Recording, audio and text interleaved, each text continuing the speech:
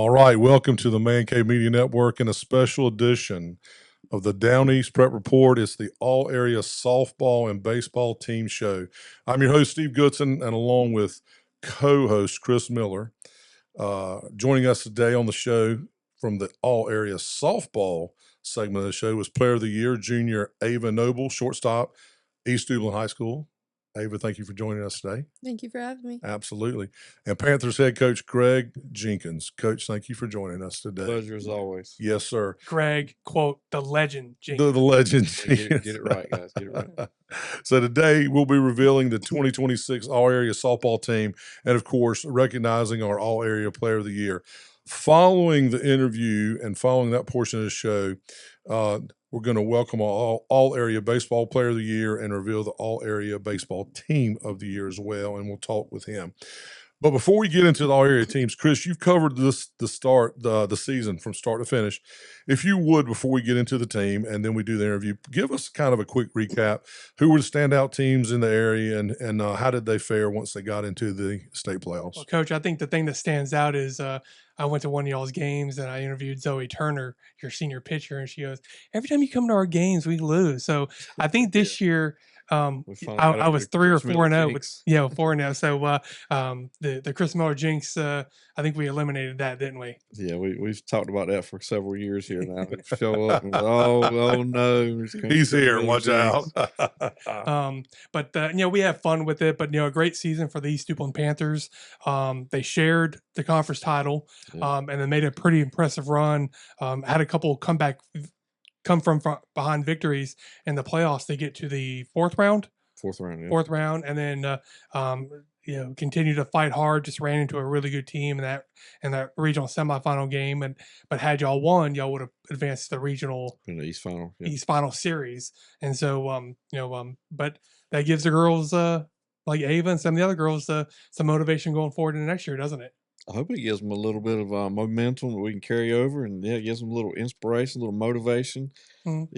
Hey, I mean, she's already said one time, we know what it takes to get there. Mm-hmm. Let's work hard and let's get to the next step. Mm-hmm. So I think we got the talent coming back, and we still have the wheel. We'll get there.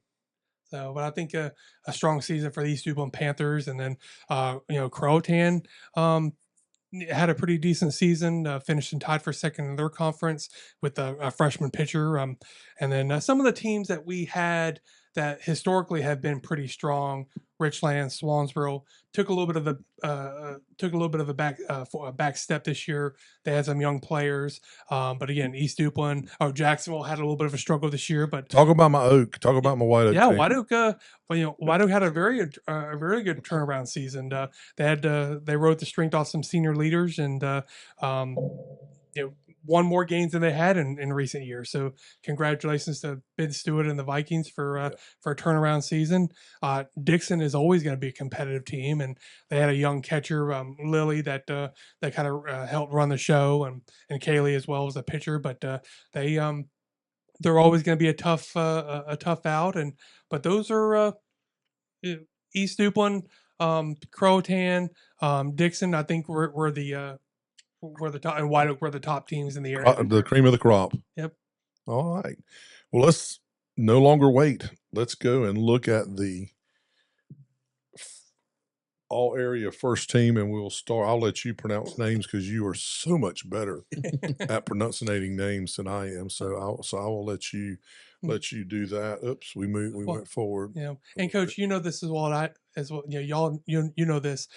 I'll reach out to you, coaches, get your thoughts. Right. And if a coach says, "Hey, look, I really want this kid first team, second team," then if we'll try to make that work. But I think last year was a little bit hard because we had to put a lot of pieces together because we were missing a certain player because a certain player wasn't playing last year, and so you had to move some pieces, which means which kind of made things a little challenging. It did, but things worked out well. I mean, Carson Parker, she was huge last year. She stepped up, and she's a rising senior just like Ava, and she stepped over and played short for us and played a great short for us. This year we had the luxury of having Ava back, and we could slide Carson back over her natural position, back over second base. Mm-hmm. And then them two at the middle, man, they're as good as I've ever had. So. Mm-hmm. So, but we had some talent this year in softball. I mean, you look at Kaylee Dawsey, first team pitcher. This was her second time as a first team. 10-6 with a 2.70 ERA, 131 strikeouts. Winland Fenton, a freshman for Croatan. She went 6-1 with a 1.79 ERA. Didn't have a lot of strikeouts, but she also batted 458. So a good season for a freshman. Young lady that you may be familiar with, Zoe Turner, first team all area. I think the second time that she's first team all area, she went 10-1 with a 2.81 ERA, and the only loss was that fourth round playoff game. Oh, really? That's right. No, it was 10-0 going into the last amazing, game. Really? Amazing. And then Lily Keeling, a sophomore catcher. I mean, she's good, and I think she's gonna start getting some. I think she's already gotten some college recruiters paying attention to her, so she's gonna be a force to be reckoned with. The next 2 years for Dixon High School. She batted 477. I think she was a second team all area catcher last year, so she'll she's definitely gonna be a force to be reckoned with the next 2 years. Catherine Cahal for Swansboro. I know I said Swansboro had a little bit of a down year. They just had a lot of young players throughout the season, but she was a consistent force for the Pirates. She's a second time first team all area after she batted 411. Young lady Carson, and I like that picture of Carson. She has that look of nobody bother me. I don't give a what. Ava's laughing. We've seen that look before. But Carson's kind of been one of your leaders the last couple of years, and she's been really good for us. Yeah, and then she batted 333. But also she was 3-1, 2.95 ERA. Yeah, she pitched a lot earlier in the season. Then toward the end, we were still trying to establish our pitching. We had lost Morgan Brown from year 4, and we just really felt with Zoe pitching, at the end of the seasons when we were playing our best. Mm-hmm. So we could put people in places, and it worked out best for us. I mean, Carson's going to be relied on a whole lot more next year in the circle for sure. Mm-hmm. Yeah, she's a good volleyball player too, isn't she? She is. She's the libero. Libero, but that's close. Hey, if you're in European, it's libero. Okay. But yeah, she's tremendous. She's just a good athlete. She really is. So we have third baseman Julian McAllister. Like I said, Croatan had a bounce back this year, and I think a part of it was because of Wyndham, their pitcher, but also McAllister, at third base. She batted 452 and hit 6 triples. So that was pretty impressive. Young lady that I don't think we've ever heard of before, Ava Noble, first team all area shortstop. 568 coach. I mean, what do you say about that? I mean, 568, and she was over 600 all season until the very last couple of games. I got onto her one game this year. Which one was it? She went hitless in one game this year, and I was like, "What are you doing?" It's probably against Wallace. I'm pretty sure it's against Wallace. No, it was late in the season because you had like a 17, 18 game hit streak or something going in. I was like, "What are you doing?" Going 0 for, but she's only 0 for 2 because she walked the rest of that game, and the 2 she hit, I mean, were bullets. Just hit some atom balls that game. But I was like, "What are you doing going hitless?" So let me tell you, I'm not. If you ever watch it, I'm not a baseball guy, right? I like softball. I like the speed. Well, I like college baseball. I'm hoping I like it tonight at 7:00 really well. But I love the college softball, the speed of the game, and watch college. But I always pick on. I say it's the only sport where you hit it 3 out of 10 times and you make the Hall of Fame, right? Going almost batting 600, even batting 500 in that range. 500, obviously, 1 out of 2 times up at bat, you're getting hits. Right. Close to 600, you're approaching that every 2 out of 3 times. So that's Ava. Kudos for that. That makes me rethink it a little bit. Just to let you know that. No. So we talked about White Oak having a rejuvenated season this year, and Michaela Bauer was was one of the reasons why. Only a sophomore, batted a little higher than 302 against a tough conference schedule. So scored 20 runs and had 16 RBI. So that's pretty impressive given their strength of schedule. A couple of other young ladies that you're familiar with, Coach. Freshman too, man. Yeah. How about that? Yeah. Freshman, Ainsley yeah. Hunter and Lorena Rodriguez, and that is spelled right. Yes, with That the is I. spelled right. 2 freshman outfielders. So, Coach, that you talked about before having some freshman outfielders. So that they stepped up when they needed to. Man, we ended up with those 2 young ladies and Bennett Holly as our third outfielder as we made our playoff run. It was 3 freshmen in the outfield. Really? Man, they can go get it, can't they, Ava? Oh, yeah. I mean, they're just ball hawkers out there, man. Lorena right there, man. She reminds me a lot of this girl on the bench with me right here. She's just, she's going to lay out. She's going to make the plays. She's going to do little things. She plays so hard. I mean, practice play. She's always getting dirty doing things. Man, Ansley just came out of nowhere. I mean, we knew that she was talented and stuff, but I don't think that I expect her to have quite the season that she had. She batted over 400 for us this year. Mm-hmm.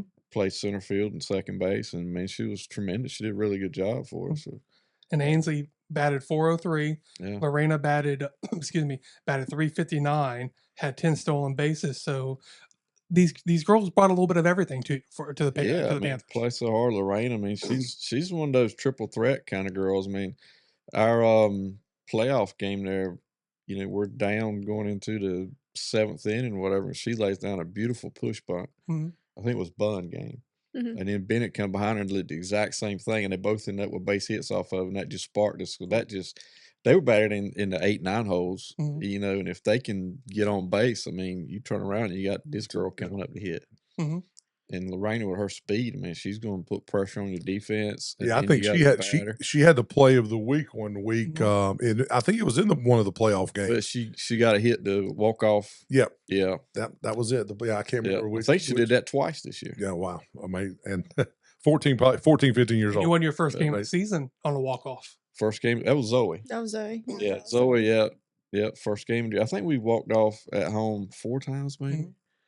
And then at least one time with run rule, but the other ones were like tie game walk-off hits. I mean, they didn't quit, man. Just play hard all the whole game. That's awesome.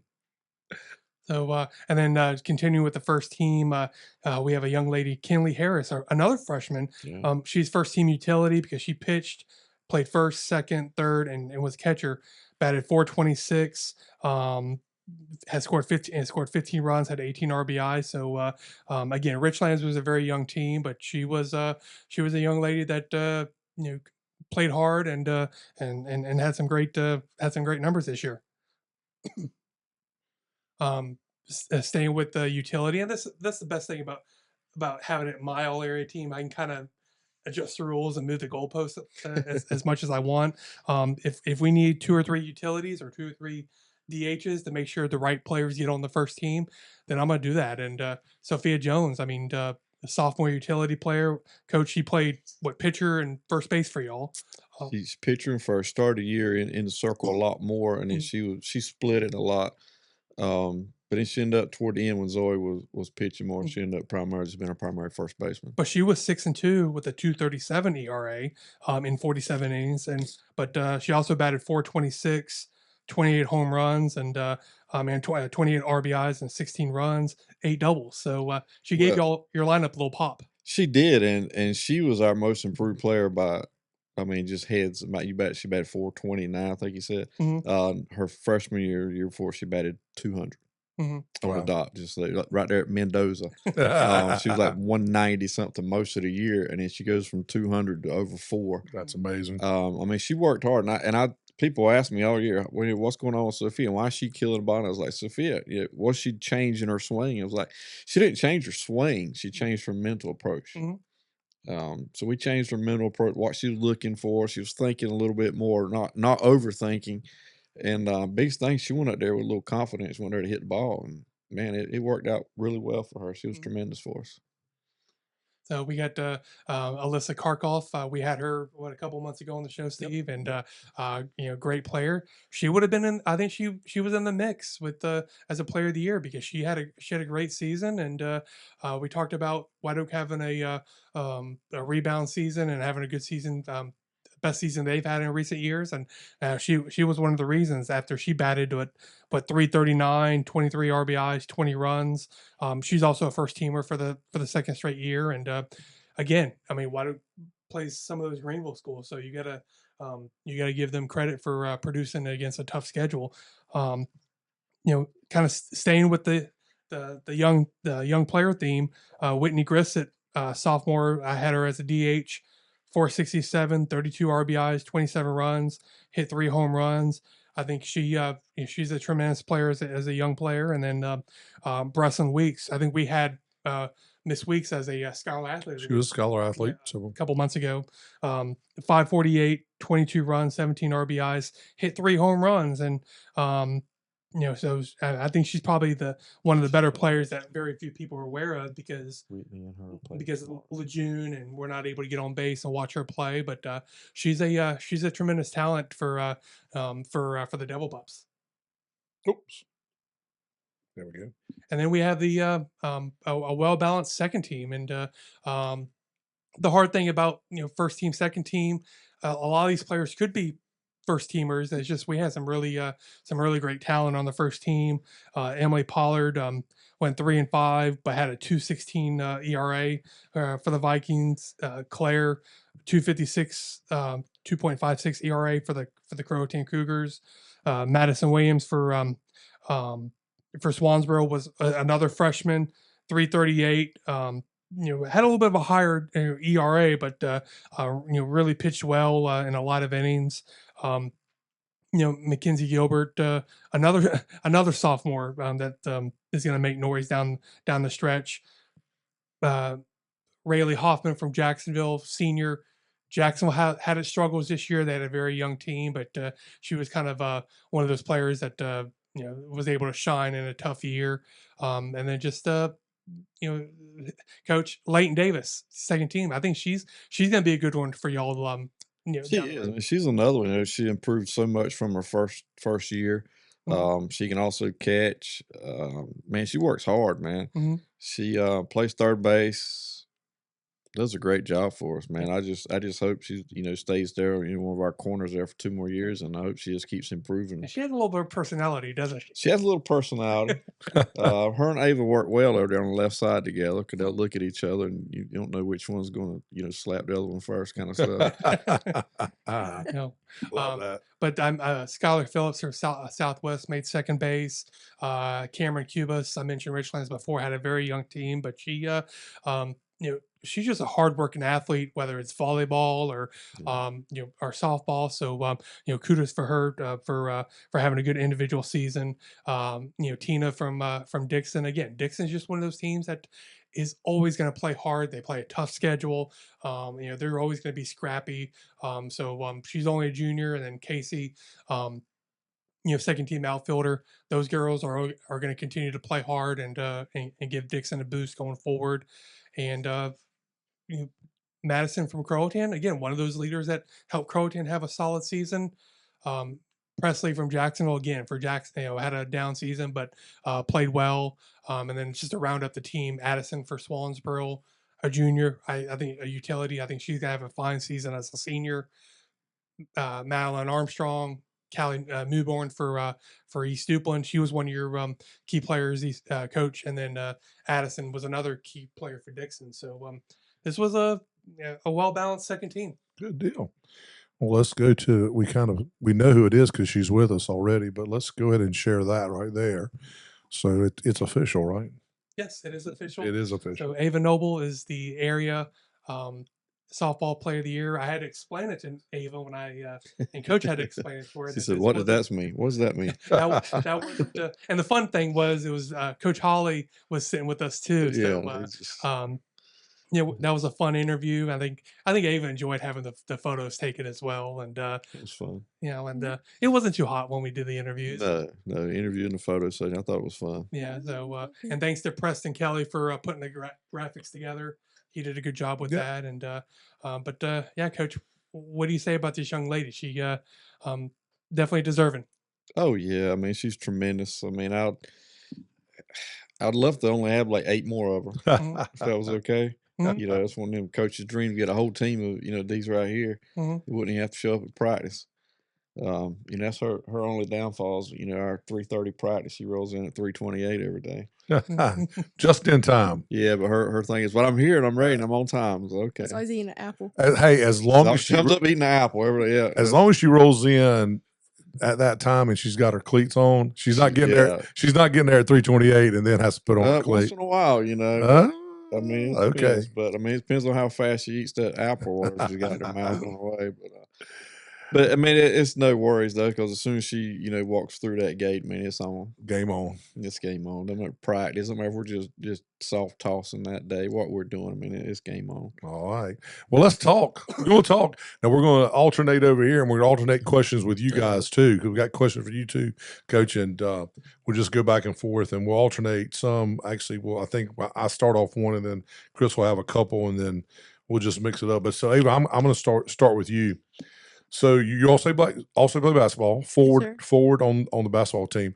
So talk to me about how playing multiple sports helps you mentally, especially coming off the injury like you had last season. It definitely just gives me a balance in between having fun and working. Softball is like my main sport, the sport that I push myself the most, the sport that I put the most pressure on myself. And then you have basketball where it's just I'm playing with my teammates. I'm coming off an injury from that sport, but I think it gives me a lot of confidence to come back and work even harder. So you got injured playing basketball? I did. Yeah. Okay. Yeah, and then were you cursing Coach Mark Lane's name left and right? No, because it affected him equal as much as it did me. So we were both kind of devastated about it. So we both lost a great player at the same time. So no, I can't be mad at basketball. I mean, I can't blame him. You got to put her on the floor. Oh yeah, so you put your athletes on the floor. Put your athletes on the floor. I mean, every time they take the floor or they take the field, whatever. I mean, you run that risk. So I mean, heck, I did that myself. I just walk in the weight room, blew out my Achilles. So, but you're old. But I'm old. You're old. Right. That's right. So, well, Coach, talk about her comeback, because did you see a change in her physically, mentally between her freshman year and going into this season following the injury? Well, I think she was a little bit to start with. She wanted to go hard, but didn't know if she should or could. But she had that mentality, that she's going to go hard anyway. We talked about this early. One of our first games, she hits a triple. It should be ordinarily it's a triple, and I'm bringing her to third, and it doesn't even dawn on me that this is like our first game. We really need to be easing into this thing, and she gets out at third because she doesn't get dirty like she normally does. And I'm like, "What are you doing?" She was like, and I was like, that should have been a double. That's on me. But then, I mean, we had that conversation. We eased back. I slowed down a little bit on her, and but man, I didn't have to. Most times she's rounding second in that case, and she's looking coming third anyway. I mean, she runs through more stop signs than anybody's ever got tickets for. But she knows her own limitations, and I think it gave her another outlook. And she has mentioned this before. Her just overall outlook about life has changed a little bit. And she was a little bit more relaxed playing this year. I don't think she put as much pressure on herself this year, and she was a little more relaxed. And that's when things happen. Let the game come to you, kind of stuff. And she did a better job of that this year. She didn't hit as many home runs this year, but I mean, she broke our school record in hits. She had 45 hits, which was somewhere in the top 10 or something in the state. So I mean, these are legit hits. We don't count, she, two hopped off the third baseman, she would have beaten it out anyway. No, these are legit hits. So, but yeah, I thought her outlook was a little different this year, but her work ethic's never going to change. So, well, Ava, Coach Jenkins said you did accept more of a leadership role this year. You still didn't say much, but you led by example. What were you able to do in that area? I think a big part, like I didn't talk much, but I did always have a smile on my face. I was always smiling. I was always laughing. I was always working hard, making sure I took like my reps off the tee serious, making sure in the field I was being serious, listening when they talked. I'm a big play how you perform. I'm not going to say much, but I will put my heart into everything. Much as focus on the field in practice than in the game. That's cool. So, Coach, your program has kind of made its mark on defense and pitch location. What does it take to build that culture year after year? Oh, wow. You gotta have, it helps if you have, girls like this, they come to you, they're already prepared to play. But we spend a lot of time on footwork and defense and, just being proud of it. We broke our school record this year for least errors in a season. I think we made, what was it, 18? 15, I thought. 15, something like that for How the many did entire she season. make? She had like 4 of those.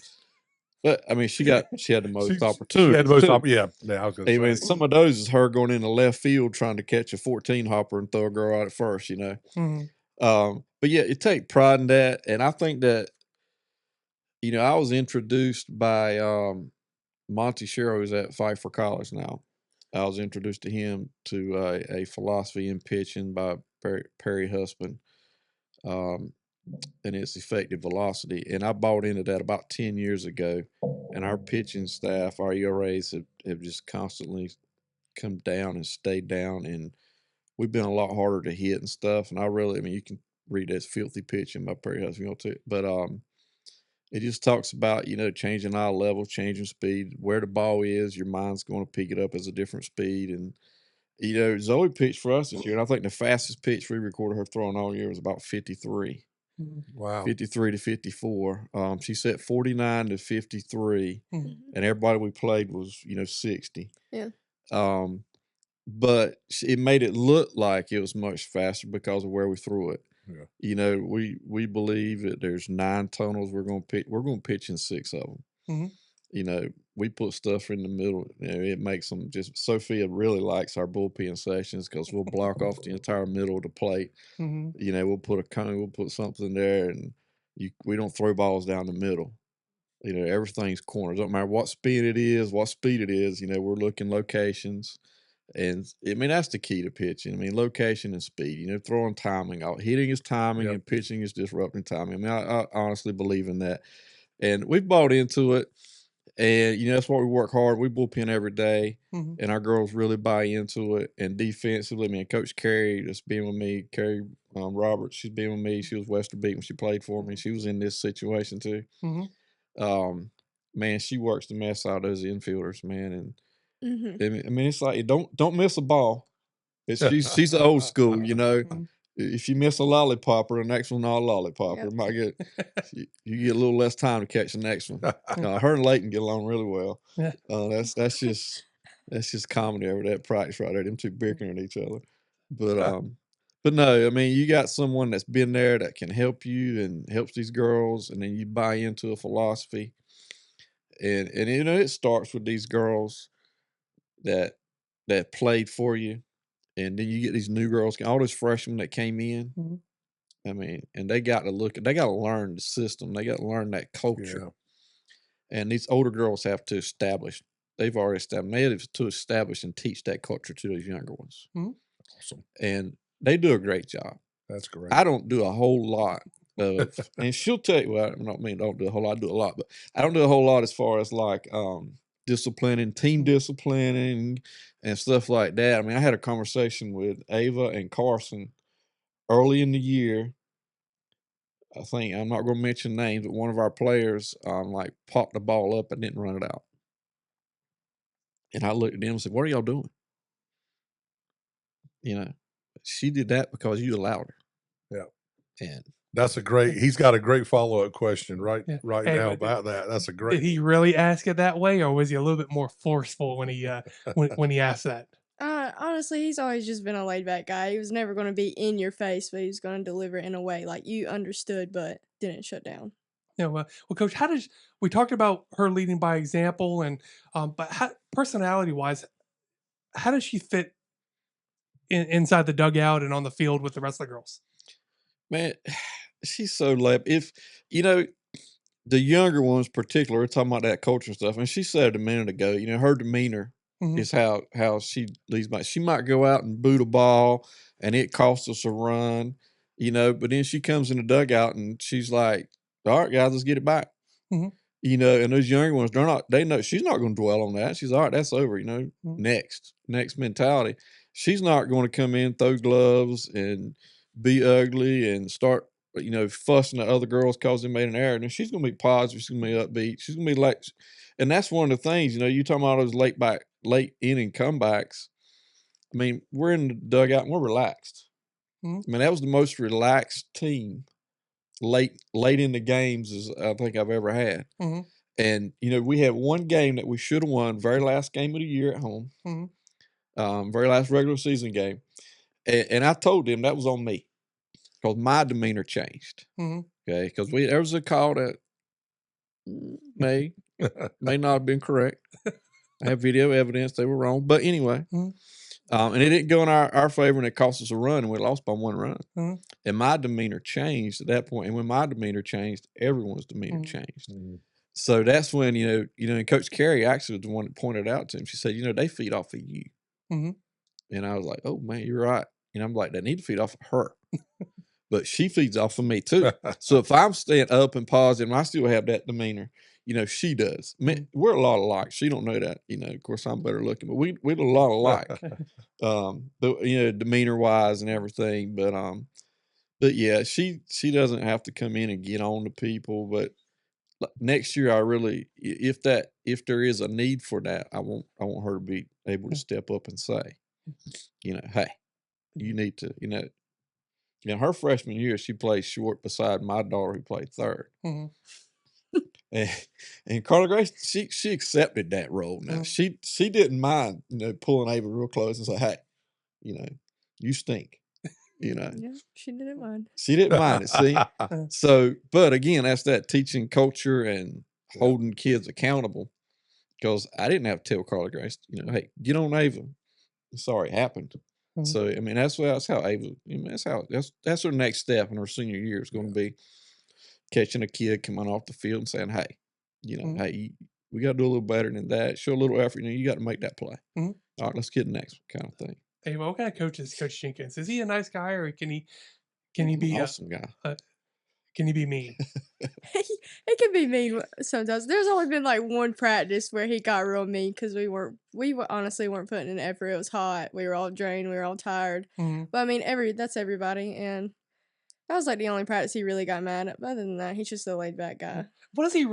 So after the game, y'all go down to one knee in the outfield, and he talks to y'all. I guess your coach, you're lined up, left to right. Yeah. What does he say to y'all after the game? It's honestly not much. It's more of our positives that we did in the game more than our negatives. So it's better to just highlight the positives and make us feel better. But they do. Coach Carey was definitely one of them ones. She didn't say much. Like he'd be like, "Coach, you have something to say?" She'd be like, "No." But if you knew she had something to say, then it was definitely bad. And then usually, JV, if she had something to say, way. I didn't even have to ask her. Yeah. She's just like elbowing me out, and she kind of boot him out of the way and start talking. I remember talking to you when I told you about being area player of the year. We talked about your approach at the plate, and like Coach said, you didn't hit a lot for power, but you were able to get on base and you were able to play small ball. Where did that mindset come from going into this year? I did step into the box like with the mindset do damage. I knew that I just wanted to get on for my team. I knew that I had a bunch of people to back me up when I did get on base. I knew I could still bag and they'd knock me in. But I knew how to read the defense well. I could see like the center fielder if they shift. I knew if they threw inside, I could stay inside of it more and hit it in the right field. It was just a bunch of just reading your defense, reading what the outsider said. I mean, Carey'd be like, if I like tap my hat, it's a change up. So okay. So Not that we're reading signs, or not picking, not that reading we're signs or picking up anything. anything like that. Not that we're charting everything in the world and trying to pick these things up. But there are some teams that will play that their defense will tell you what the pitch is. Mm-hmm. We've picked that up, so we get in the box, like she said, and she's looking at a certain girl on the team. Whichever way she moves, we know that pitch is going that way. Yeah. A lot of pitchers like slow their wind up down when they're throwing a changeup, so I know like okay, plant, load, stay back, and drive it backside. Does coach give you the green? Yeah, 20 stolen bases. Does he give you the green light Every time? Yeah, Really? every time. That's first pitch. Okay. No, don't tell everybody on here. No, not first pitch. It's first or second. But now I do want to clarify. She's talking about small ball and stuff. She may have had 3 bunts all year. Mm-hmm. By her small ball, she means she's hitting singles. Yeah. Mm-hmm. Okay. Yeah. Most people small balls, I'm slapping it, I'm bunting it, whatever. No, I'm just hitting a single. That's her small ball. You know, not doubles and triples and dingers. Yeah. Coach, you talked about the late Jerry Hunter. Yes. Shaping how you coach. What's the biggest piece of his philosophy you still carry with you? Well, I think everything we do out there is shaped by what Coach Hunter brought. Mm-hmm. You know, he hired me 25 years ago.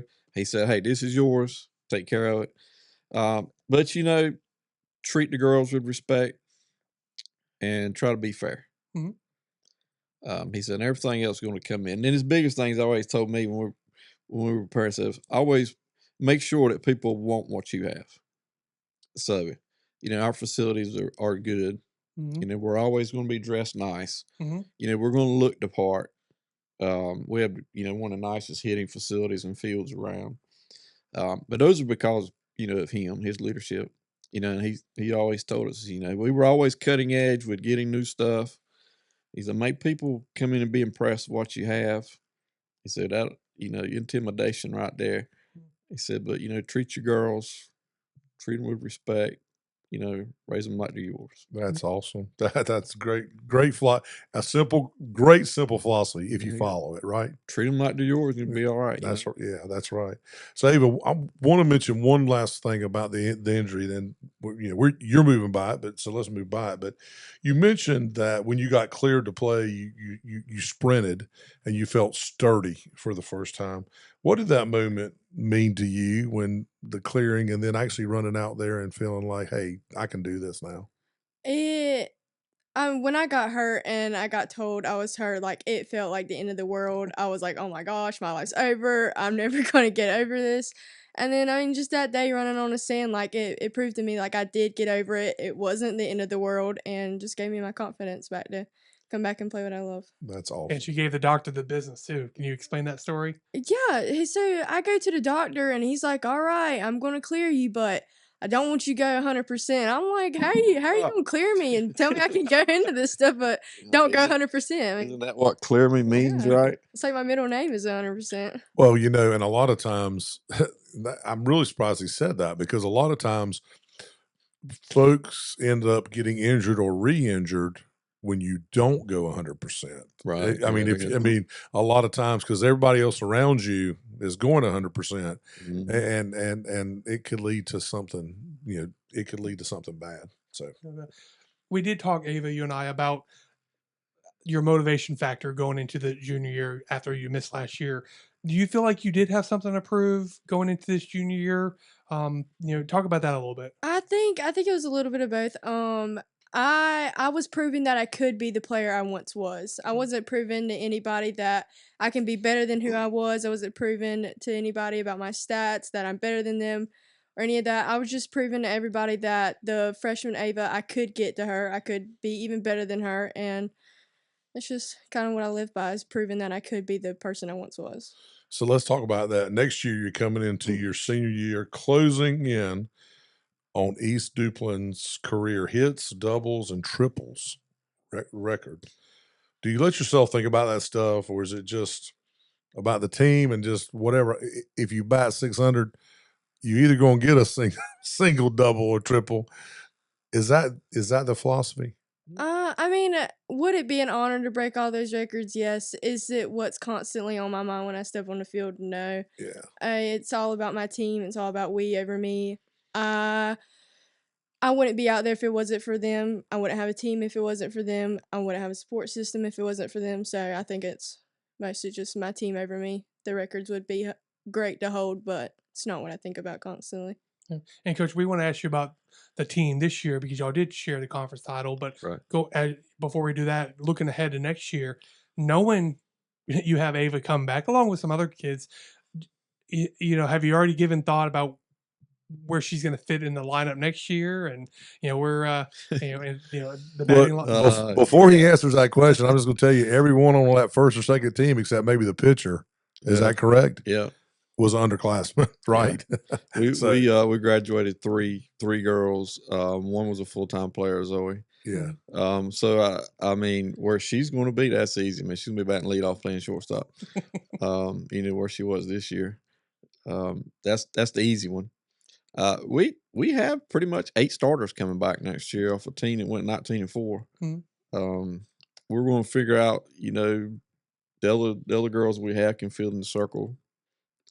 And I think we're going to be okay because we have, like I said, we have tremendous. I mean, you might have 1 or 2 girls coming, freshmen coming up that you don't know about. A Lorena, Ansley, a Bennett in there somewhere, Emma or Blair. We had 5 freshmen at the end of the year. I mean, we had a JV team, first one it had in 5 years. Okay, good, nice. And we ended up, along with that, we had 5 freshmen on varsity.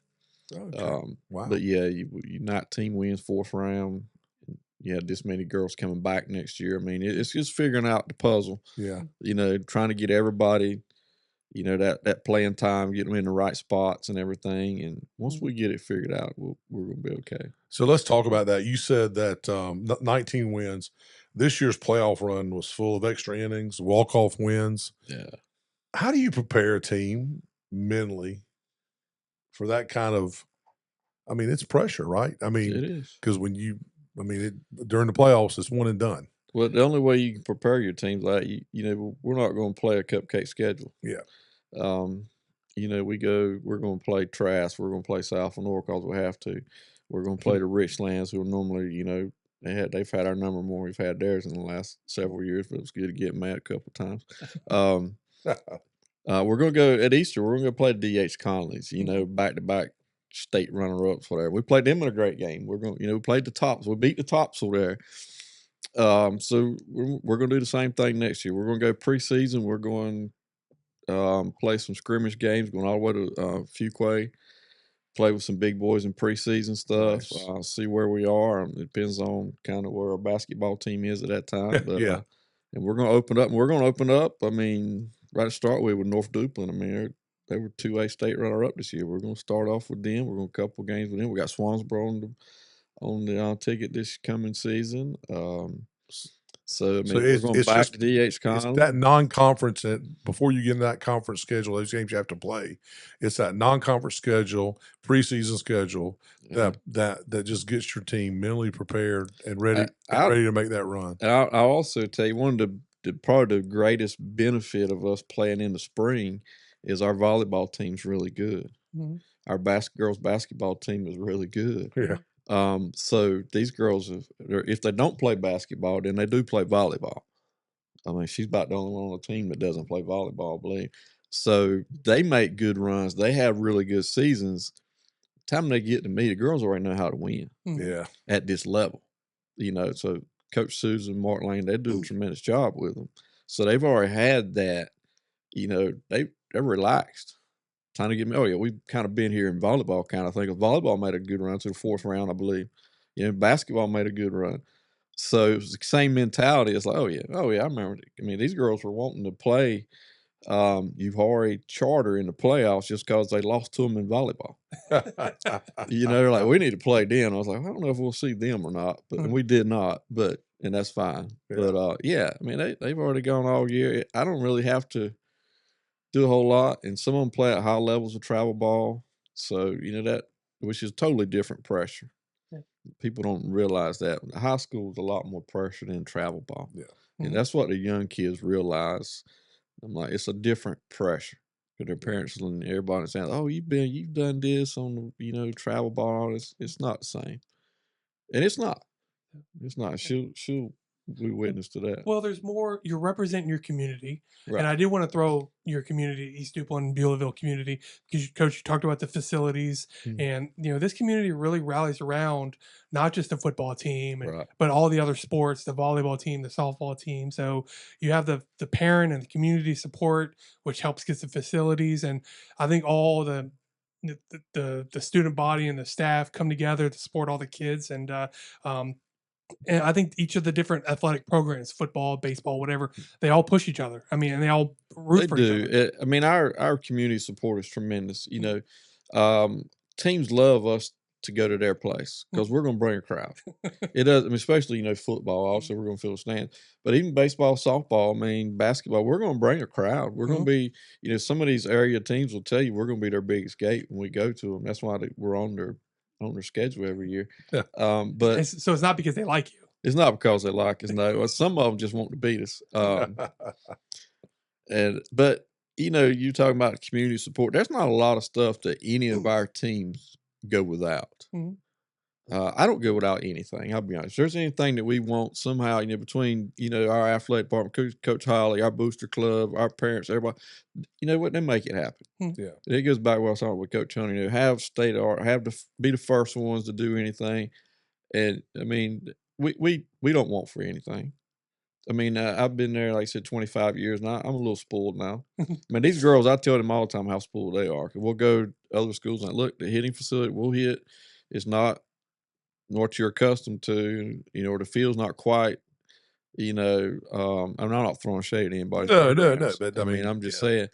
And, and they're always going to have nice uniforms. We're going to have, team batting helmets. We're gonna have all kinds of stuff, and I tell them all the time how spoiled they are. But Ava, what is that for you and the other kids, athletes at East Duplin? What does that mean, that the fact that this community really supports all the athletic programs and you get the things you need to be successful? What does that mean to you and the other kids? And motivation just gives you the motivation. I mean, like when we went to Randleman, 4-hour drive?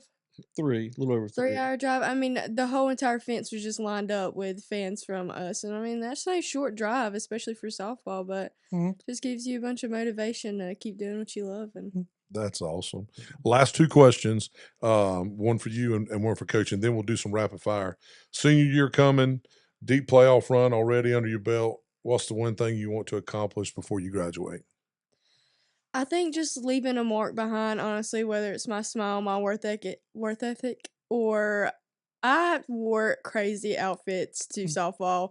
I'd have a purple shirt on, neon belt, bright blue pants, and when I did physical therapy, my mom got me these chicken socks, and they're like black, but like a chicken leg on it, and I'd wear them. So, I mean, I just want to leave a tradition for the younger ones that are coming up. I mean, it'd be cool if somebody just picked up my crazy outfits going into practice. That's awesome. Yeah, we have to call fashion police on her once in a while, write her a ticket. And Coach, for you, what are you most looking forward to with this team heading into next season? Wow, most looking forward to. I don't know. Just being out there with a good group of girls, man. Well, I mean, I enjoyed this past season. It's probably one of my favorites. It had nothing to do with 19 wins or whatever. They were just fun to be around. My coaching staff's fun to be around. The kids, I mean, they're good kids, and this group had very, very little drama on it. They really had very little drama with this group. Parents took care of everything. I said, hey, our parents were always bringing us Thrive drinks or feeding us for a game. Spoil these girls some Thrive drinks. Good, great. You can get a girl to do anything for a Thrive drink, I swear.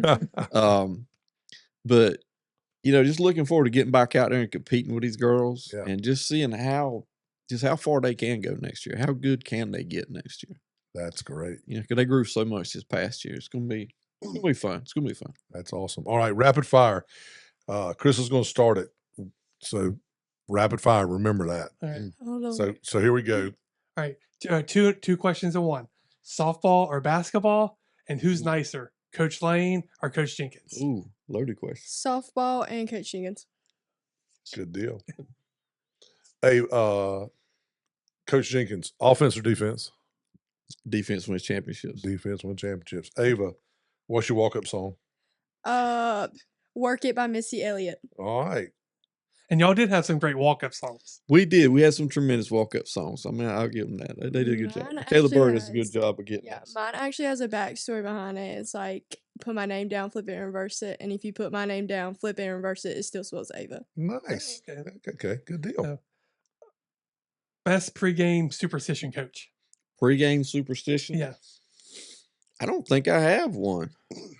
All right. Pre-game superstition. I'm not a superstitious person.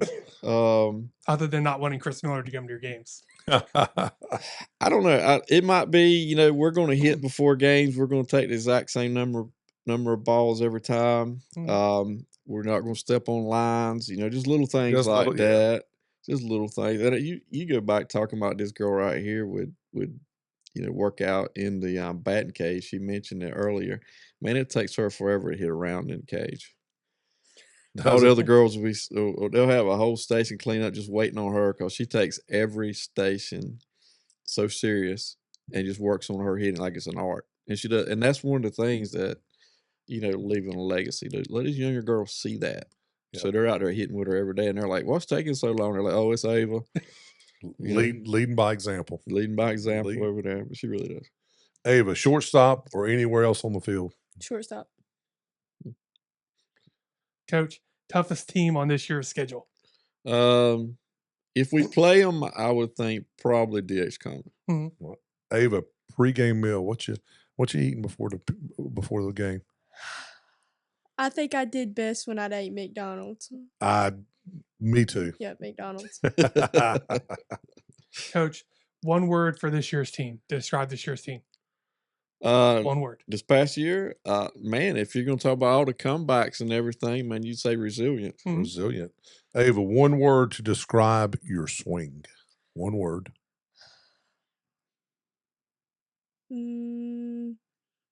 Perfect. Perfect. I like it. I like that. All right. Coach, going back to Coach Jerry Hunter, what was the best piece of advice he ever gave you? You got to narrow that down to one? One. Just one. Just one? Best. Oh, man. I don't even know where to start with that. Best piece of advice, because, I worked under him as assistant AD for like 6-7 years, and we did we learned all kinds of stuff. Some good, some I can't talk about. No, I'm just kidding. He's a great guy. It just goes back to what you said earlier, I guess, man. Just, love what you do. Yeah. Love what you do. If you're going to be out here doing this and you're going to put this much into this program and everything, love what you do, man. I like that. Ava, dream college you want to play for? Dream college you want to play for? Clemson. Okay. Coach, walk-off win or a shutout victory?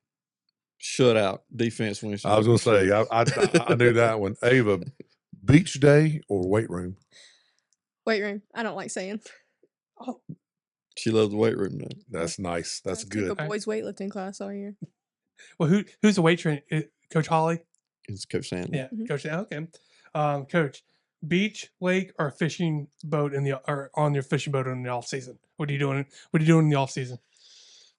Well, I sold the boat, so that was out of the question now. So my wife would say beach, and I'll go with her. So I'll go with good. beach. That's a good answer. Yeah. Ava, last one for you. Senior year, one word. Work. Coach, prediction for next year's East Duplin Panthers softball squad. What are the Panthers going to do? We're going to win more than we lose. Gotta like that. That's a safe prediction. Yeah, because we've every year been there, we've done that. So I think it's pretty safe. Pretty safe. We've never had a losing season. So. Well, that's a wrap on the softball edition of the all area team. Congratulations again, Ava Nobles, to Coach Greg Jennings. Great year. So we're not done yet. Stick around because we got next up. We're going to switch things out a little bit, and we're going to gear up for baseball. Break down the 2026 Daily News All Area Baseball team. So don't go anywhere. Guys, thank you for joining us today. All right. Now, next up is Diamonds and Dugouts, the 2026 Daily News All Area Baseball team, and our Player of the Year. Joining us on this segment of the show is All Area Baseball Player of the Year, senior and now graduated Jacksonville High School's Vasco Sutton and Coach Josiah Zamora. Guys, thank you for joining us today. Absolutely. Thank you for having me. Oh, yeah, absolutely. So, Chris, before we get in to the all area team, same question as I asked you during the softball segment. You covered baseball from opening day to the final out. Give us a quick read on how the area season went for our local teams and the noise that was made in the playoffs. Well, I don't think you could. It was really hard to gauge this year because of the realignment. I mean, Jacksonville was a good team. I know their record didn't indicate it, but I mean they had one of the toughest schedules in the state, non-conference and conference-wise. So, beat the number 1 or number 2 team in the state when JX Rose when they played during the season. So I mean, the Cardinals finished 12-11, still made it a few rounds deep in the playoffs. But if they have anybody else's schedule, their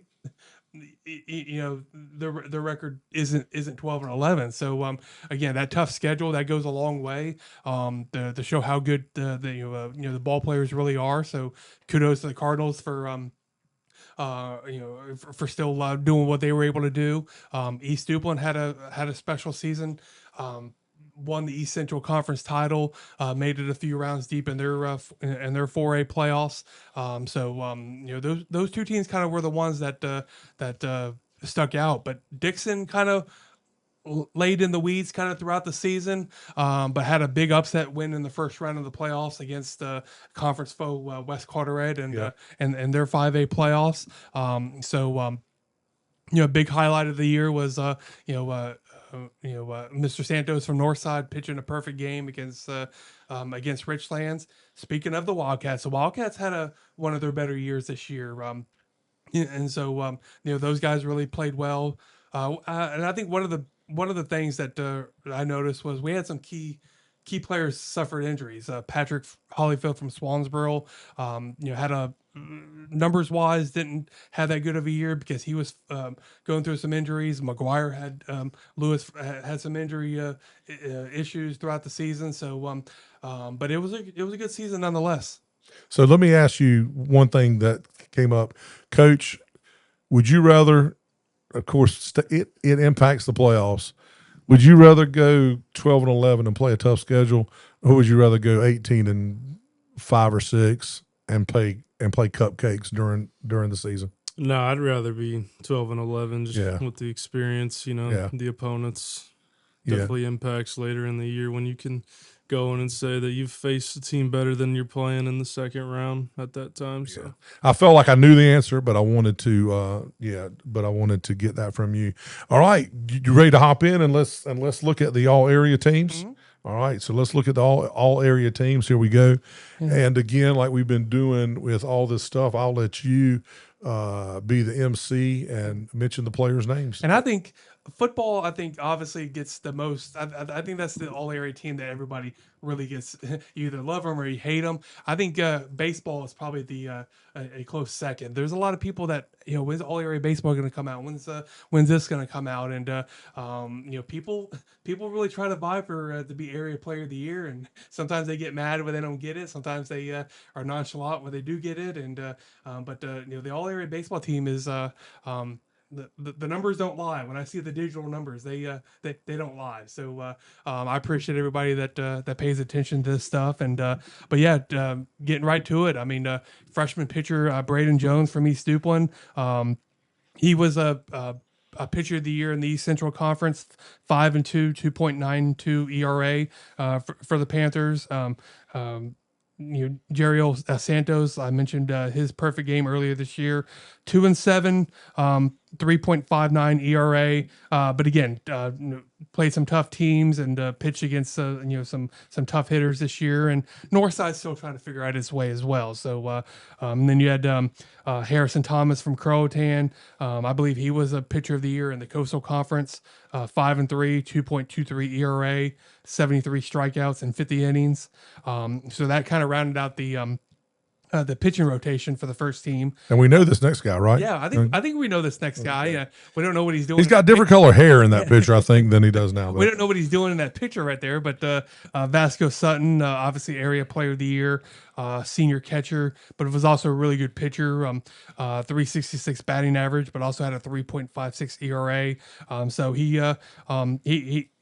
did a little bit of everything for the Cardinals, and this is his second time as a first team all area player. Moving forward, we have Cole Jarman. Of course, we had him a couple times on the podcast. I have him as the first team first baseman. This is his second time on the first team. He batted .500 with 29 RBIs, 9 doubles, and but also went 6-2 with a 3.12 ERA for the Stallions. And he's going to Southeastern Community College in Whiteville to play. I think that's right. Yeah. Then you have Tito, second baseman, batted .479. Really good kid. I remember interviewing him for that little fun thing we did during the East spring break tournament. So good young man. Kevin Till at third base, senior. We had him during football season, and I think we had him on the podcast during spring break as well. So good player for the Pirates. .434.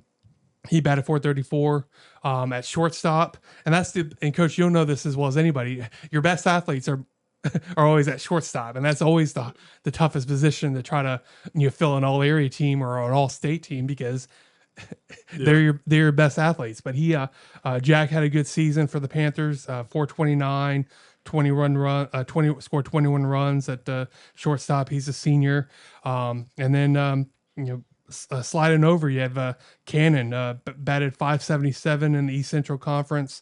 He's only a junior. This is his second time on the first team, but he did a little bit of everything. He was a catcher and played different positions for the Stallions. So, but it was just a good fit to put him in the outfield. Excuse me. Yeah, I didn't watch, and I'm just going to comment here. I didn't watch a lot of baseball this year. Went out to the spring break and watched some of that stuff, and watched a couple of other games. Granted, didn't watch East Duplin play because they were out there. Two most exciting players I saw play all year were Vasco and Cannon Huffman. Mm-hmm. I mean, I'm just going to be honest with you. And Cannon shared the East Central Conference Player of the Year award with East Duplin's. With the East Duplin player and the South and North player. So a lot of really good players. Don't get me wrong, but sometimes, especially with Vasco, and of course we'll talk about what he's doing this summer. But he looked like a man playing with boys out there sometimes. So but just to have that thought. But DJ, do what I say. Do what? Yeah, not wrong. Not right. Yeah, yeah. But DJ over at Swansboro batted .356 for the Pirates. Also went 3-1 with a 2.91 ERA for Swansboro. So he's only a sophomore. He'll be first team. Peyton, we had him on the podcast a couple times. Great kid, great, real good athlete, really good basketball player. Great kid, man. Yeah, hard worker. He's a first team for the second straight year. .379 for the Monarchs. Then you have Gavin Holmes. Who could be a player of the year next year. He second time first teamer for the East Duplin Panthers. I have him as a utility because he pitched third base, center field, left field, and first base. And brought the water jugs in too for him. How about that? Batted .460. And had a 2.56 ERA for on the mound. Sophomore utility player, outfield pitcher Nick Laguna, .296. Was 2-3 with 2.57 ERA, so just a little bit of everything for him. Chris Guslander for Dixon, senior DH, batted .338. Also was a solid pitcher as well. And then Sawyer, who also shared the East Central Conference Player of the Year with Cannon. I have him as a first team DH, .479 batting average. So a lot of seniors on this team. Unlike we looked at previously, had looked at some different all area things. Not a lot of seniors on the softball. Mm-hmm. Not a lot of seniors in the lacrosse, but this is got some seniors here. And I did want to throw Vasco. Some kudos because whenever you pick the player of the year, some years it's easier, some years it's harder.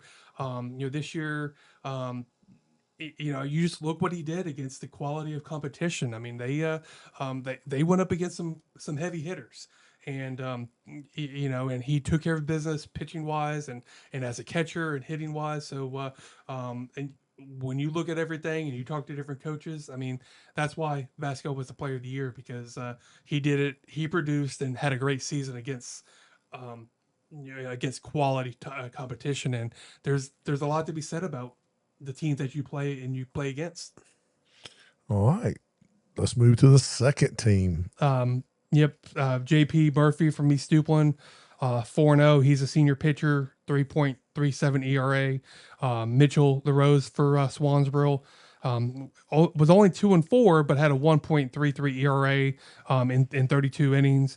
And then I have McGuire. I know numbers wise, had a little batting wise, had a little bit of a struggle, but still was a quality pitcher for the Cardinals.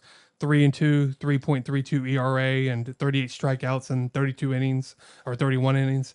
Catcher Augie Morris for Croatan. He's a good little player for the Cougars. Batted 364. And then you have Kyler Noski for Richlands. I mentioned before, Richlands had one of its better seasons it's had in recent years. Junior first baseman, batted 324. Was also 2-0 with a 2.11 ERA for the Wildcats. Colton Holmes, senior second baseman, 261 for the Panthers. Trent Leal, senior third baseman. Kind of did a little bit of everything for the Bulldogs. Had 16 RBIs, 15 runs, but also had a pretty decent year pitching wise. So when you can do multiple things, that kind of plays a factor in as well. Junior shortstop Jacob Woody, batted 338, scored 24 runs. Also had a decent year pitching wise for Croatan. I think Tanner Brinson, 338, junior outfielder. I was say I was impressed with him too. I watched him play in the spring break tournament. Yeah, he had a solid baseball tournament spring break. Yeah. Caden Cox for Jacksonville. Just one of the key players that you can't sleep on him. He had a solid year. Again, Jacksonville plays quality competition, so if a player's only batting maybe 260, 250, what would he have done against some of the lesser teams? So he could probably bat at 350, if not better. So I have him on the outfield. Hazel Lanier, freshman outfield for East Duplin, 291. Pittman, he was another player who kind of battled through some stuff throughout the season. He didn't really kind of pick up until second half of the season for you, Coach, but he was a welcome addition for the Cardinals. Cooper Torrance for sophomore utility for Richlands. Another good player that is going to be good next year. Gavin, for White Oak. The Vikings didn't have the season that they thought they would have liked, but he still had a decent season. And then Mason for Swansboro, 341, and Noah for Lejeune batted 453. So I think the first team, second team were pretty well balanced. And I think every school had at least one player. The kid from White Oak, he's an athlete, right? I mean, he plays soccer as well, and I think he plays basketball as well, doesn't he? Yep. Yeah, he's a good little athlete. His brother's, I think, at Methodist playing soccer. Yeah, good little athlete. So let's look at that, man. He's got a whole page to himself now. How about that? Man, what a graphic. Look at that. I'll let you talk about that, and then we'll get into the fun part. And credit Preston Kelly for putting these things together. He did it for softball and soccer and all the other sports. So we really appreciate our good buddy Preston Kelly for putting this together. And he reached out to me and said, hey, you mind if I do some of the stuff? And and so he put that together, and it looks pretty neat. Looks good. Of course, it says committed to Brunswick Community College, so you'll be heading off there when you get done with your Ospreys gig this summer. Finished third in K's pitching in Big Carolina 6A, 7A conference, and top 10 in batting average. So just a great year, man. Congratulations. Thank you. Congratulations. What do you miss? I know I asked you this before, but what do you miss most about playing for the Cardinals?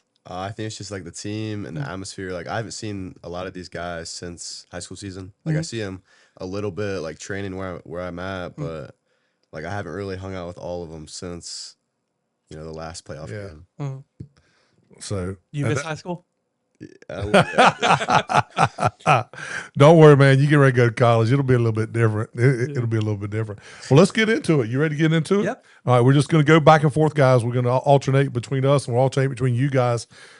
Questions. So I think you got the first two. Yep. So Vasco, I remember talking to Coach a couple weeks ago about you, at the field, and Coach did say that you're a guy that helped put Jacksonville baseball back on the map with your leadership and your play, and you help raise the standards.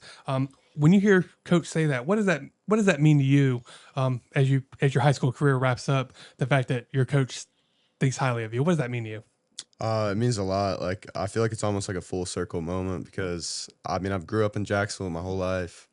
Like, went to middle school, obviously looking at guys play at Jacksonville, looking up to those dudes, and being able to contribute to Jacksonville high school baseball was like my goal, and I'm glad that I got like the opportunity to do that. So, Coach, you just finished your second year coaching, as a skipper for the Cardinals. What did you see from Vasco this season that told you that he was truly stepping into that, the man role? Skipper is an old school term, man. I like that. Vasco probably had never heard that. Yeah. I like the old school term, skipper. Go ahead, man. Yeah, I mean, I'd already seen it from year one when he went complete game, second round playoff win to get us to the third round. Even before that, I mean, spring break tournament is kind of when we turned the page and flipped the program around, especially when we got hot. But going into his senior year, I already knew what he was going to become. Just really was, could he amount to not necessarily expectations, but what we wanted to see production. Vasco, I love this. When I was putting this question together, I love this. You said your goal going into the year was to copy and paste your junior season, but add more juice at the play. I love that, man. And more velocity on the mound. Looking back, how close did you come to hitting that mark? I think I did come very close. I mean, the batting average was lower, but I did add more juice at the plate, and I did add more like velo on the mound. So I did what I wanted to do, just like a little bit lower on the average. That's really it. That's great year, man. Great year. And Coach, we talked a little bit about this when we were talking about the record 12-11, but you went 12-11, toughest schedule in the area. The question though is, how do you use that schedule as a program builder of confidence and as a tool rather than letting it become a potential morale problem? Because a lot of people look at wins and losses.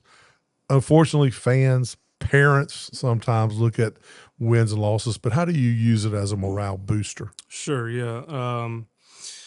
I'd say the biggest thing is it's a mentality. We had talked about it before, but also just the preparation that we kind of give to them on a practice standpoint. I'm not going to sugarcoat nothing at practice. It's hard.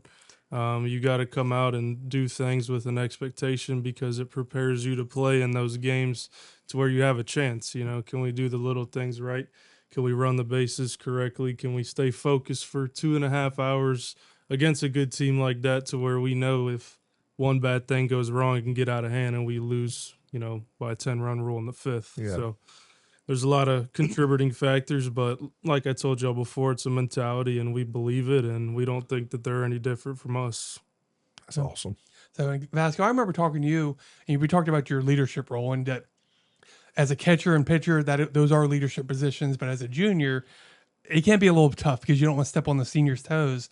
When did you start making that transition that, okay, I do have to be that leader by example, but also kind of get in the guys' faces sometimes? Yeah, I really think it was like going into my senior year, knowing that it's my last year and it's my last kind of shot to do what I wanted to with the team and have a really good season. Like I wanted to go out with a bang. I missed my last year playing high school baseball, so I wanted to be very memorable. So in order to do that, I kind of had to step into that role and help the team. So, Coach, and you talked about being familiar with Vasco when you took over as head coach. I mean, was there? Did you see right away that he's somebody I can build the future he can be a part of the foundation. Yeah. First conversation I ever had with them was basically kind of getting him in a line with what I'm trying to do, and that was get the 2 ducks in a row so the rest of the ducks would follow, and those 2 ducks were him and McGuire. So once he was on board with it, and he's a lead by example guy, the rest just followed in place, and it was easy for us to go out there and have a good practice plan all fall when you got your best guy out there every day. So were they 2 ducks, 2 geese, or 2 turkeys? Maybe a Gus and a goose and a turkey. A Gus and a turkey. Yeah, Vasco, man, I hate to bring it up because it was the last Southern League, last game, but man, incredible performance on the mound. Thank you. I mean, 6 innings, 3 hits, 0 earned runs, 1 walk, 7 strikeouts, 2-1 loss. Incredible, man. It's incredible. The only thing that didn't break y'all's way was the damn scoreboard. I mean, it was incredible. Tell me what was working for you that day on the mound. It seemed a lot, but tell me. Well, going into the game, like previous games before that, I racked up a lot of my pitch count because I would try and strike out a lot of guys, kind of do it myself. But I had conversations with Coach Josiah and some of the other coaches, and it had to be how efficient can I be, and how much can I trust my defense. So I really tried going into it, and wasn't always trying to grab a number on the mound. I was just trying to put away guys as quickly as I can so I can go the length in the game to help us win. Trying to limit that pitch count, trying to limit the pitch count so you could go as long as you could, right? Yeah. So, Coach, back-to-back third-round appearances your first 2 years. What does it take to sustain that momentum going into this coming next spring when you're losing a senior class who has had a tremendous impact on the program? What does it take? I think it's just belief, next man up mentality. Doesn't matter who it is. I can do my job in terms of making maybe more of a lighter schedule with some non-conference teams because we don't have as much pitching as we do compared to this past year or the year before. But it's just guys stepping up and understanding that they now have to bear that weight that these guys had, and it's all for a good reason. And if you can go out and contribute in this conference, you can definitely go out and make an impact at the next level. That's great. And Vasco, so you set the program all-time doubles record with 32. Is that a record you're proud of, or are there other things beyond that you're that you're proud of? Yeah, I'm definitely proud of that. I actually didn't even know I broke it or it was even close to it until after the season. Mm-hmm. Oh, really? Yeah, I mean, we lost, and it went probably 5 days, and he texted me and was like, "You broke the doubles record." Well, I was doing a bunch of research to see where he was at in terms of state rankings with it, and then we went and found some stuff, and there wasn't anyone from Jacksonville on that inside the top 50. So I'm like, holy, you're program record holder now, and went back through Dave Fly's files to see who was ahead of Vasco at the time, and the next closest person was at 27 from 1980 and on. Because you knew he had a year. Oh, for sure. Well, the last 2 years. The last 3 years. Yeah. Well, the last 2 under you, though, right? Yeah, but even before that, I mean, he had 10 doubles as a sophomore. So, I mean, it adds up. It adds up. It adds up. So, I mean, it was awesome to go and find that and, be able to give it to him and, know that he's in the record books forever. Now, if he had a little bit more speed, those doubles would turn into triples. Come on, man. He's a catcher. He's a catcher, man. I will give you you at least let him run, right? Yeah. Nah, he had, I think, close to 15 stolen bases this year, so that was good to see. But if he would have not hit so many doubles off the wall his junior year, he would have had more home runs, I'll say. Yeah. So, well, Coach, I mean, talk about Vasco as a catcher. When you watched him behind the plate, what separates him behind the plate, compared to other, other catchers? Yeah, I think there's a lot of things that go into place when you look at a valuable catcher. Obviously, they got to understand what to do with the running game. What pitches to call, who's your pitcher, what's working for the pitcher. umpires, what are they giving for the day? Are they tight zone? Are they giving far and wide? I'd say there's really only one other catcher that I've seen that's been better than Vasco the past 2 years, and he's from D.H. Conley. New Bern, he's going to East Carolina.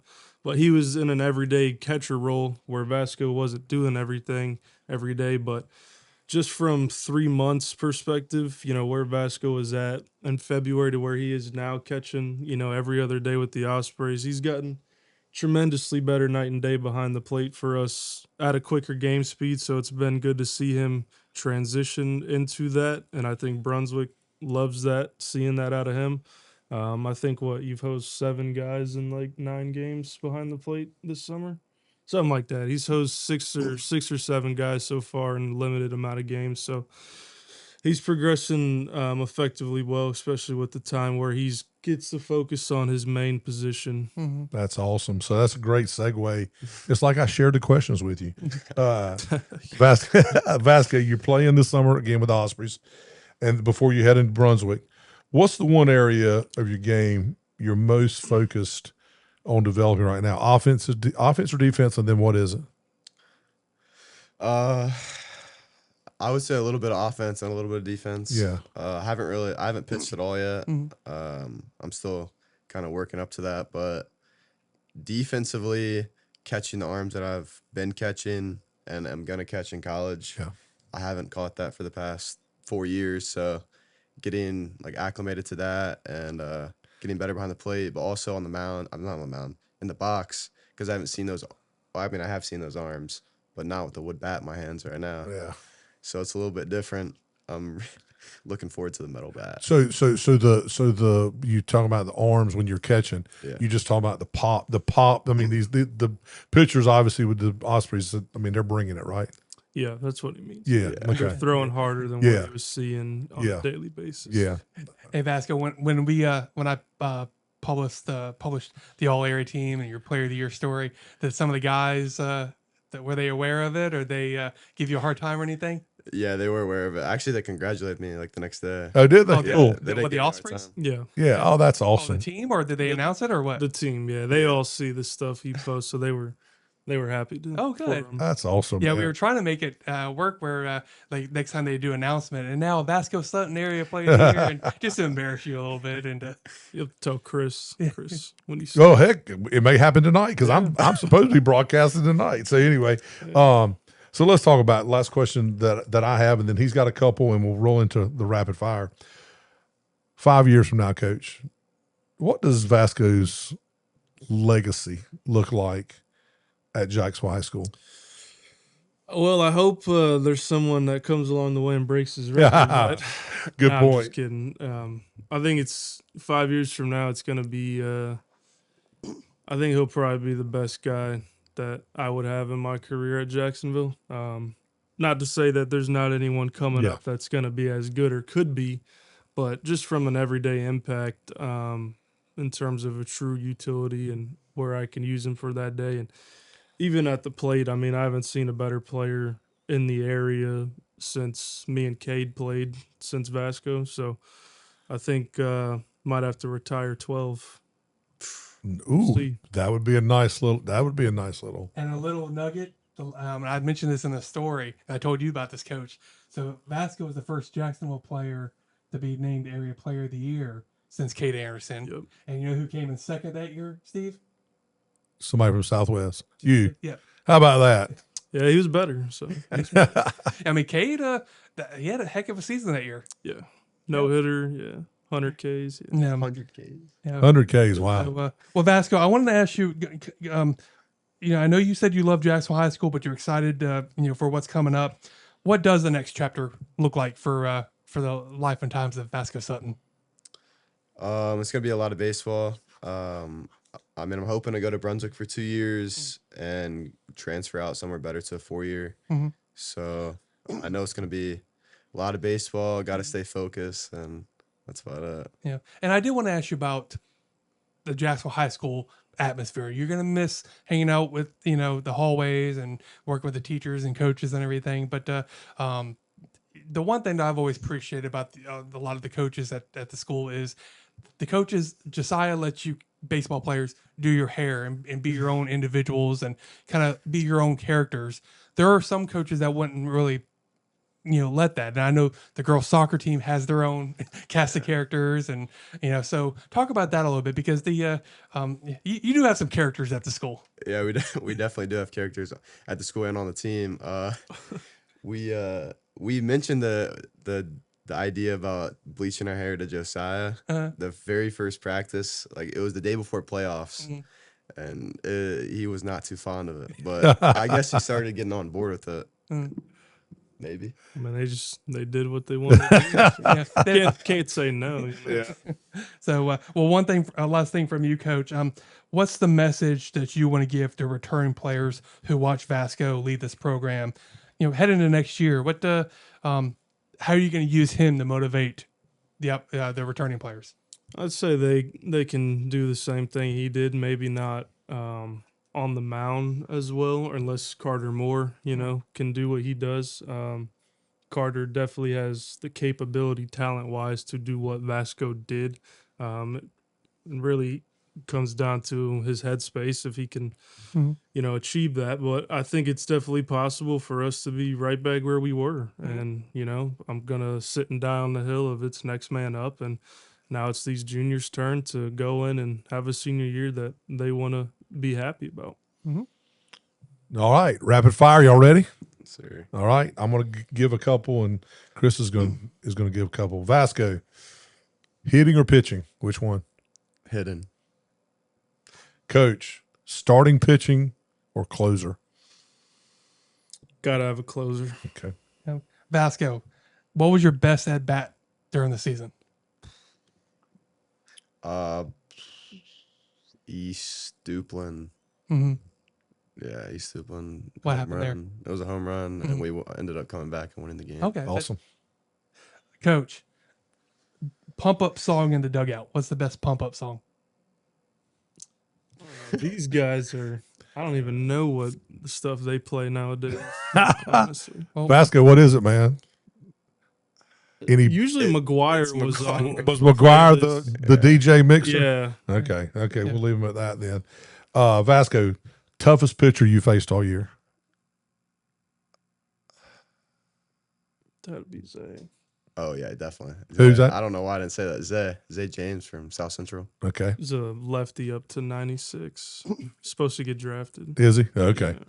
Did you read, and just off topic, did you see potentially what Major League Baseball is floating around? Yeah, and lowering the draft and making it to where, college is basically the leverage from now on. Yeah. High school players would not be able to get drafted. I saw that last night. For you, Coach, toughest team on the schedule this year? Conley. Every year. So, Vasco, we talked, what was your walk-up song now? And if you had one that you could pick, language, whatever, but what was the one you were playing, and what's the one that you would love to have? Mine this year was Mimosa 2000. It's nice. like a house song, Yeah. but is it going to stay the same in Brunswick? no, I in college I kind of want to do like more of like a crowd pleaser song. Not as much as like what I want, but like just kind of like a groovy song. Okay, cool. Oh, do you have one for the Ospreys? Yeah, it's the same one I used in high school. Oh, okay. So, Coach, which one do you appreciate more, a strikeout or a fundamental ground ball? Routine play made for sure. Anybody can go up and get a strikeout, but fielding a routine play, it's not very common at this level sometimes. So, Vasco, one word to describe this year's team, or this past year's team. Oh.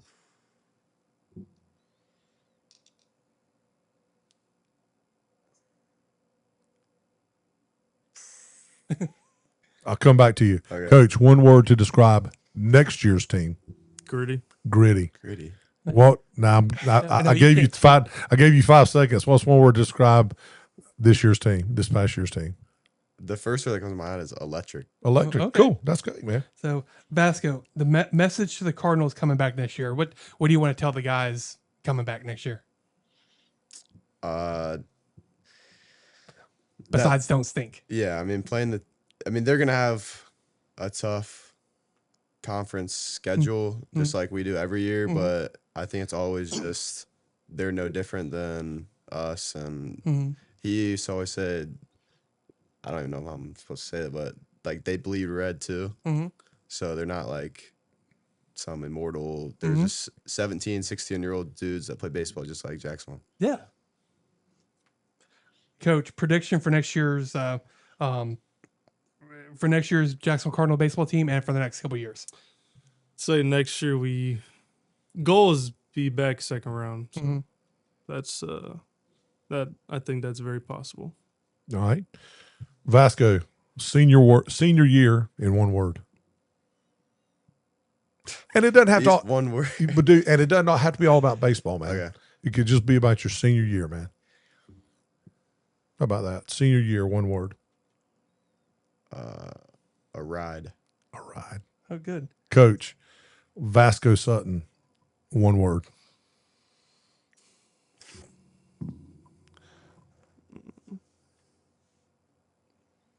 Be two words, but a founding father. Founding father. I like it, man. Okay. And I know where you're going with that. I like that. I got one more for Vasco. Okay. Josiah Zamora as Ospreys coach or as Jacksonville Cardinals coach? Which one is easier and harder? Which one's easier? Who do you prefer working with better? I actually prefer working with the Jacksonville High School one. Really? Do you? Yeah. Nice.